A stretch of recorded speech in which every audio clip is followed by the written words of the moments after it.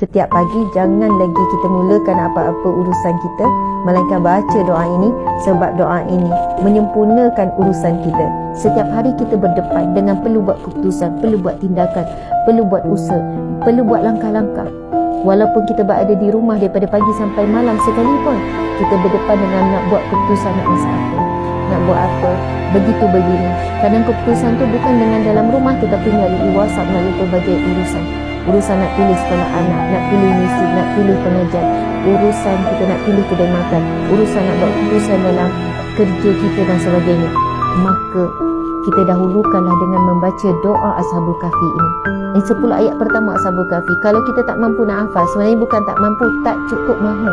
Kalau mahu, mesti mampu. Betul atau tidak? Kalaulah kita belum cukup mahu untuk menghafal 10 ayat terawal surah Al-Kahfi, maka mahukanlah hafal ayat ke-10 ni. Sebab ayat ke-10 ini mengandungi doa Ashabul Kahfi. Rabbana atina min ladunka rahmah wa hayyi' lana min amrina rasyada. Wa hayyi' lana, dan sempurnakanlah bagi kami min amrina, dalam urusan-urusan kami, rasyada, petunjukmu ya Allah.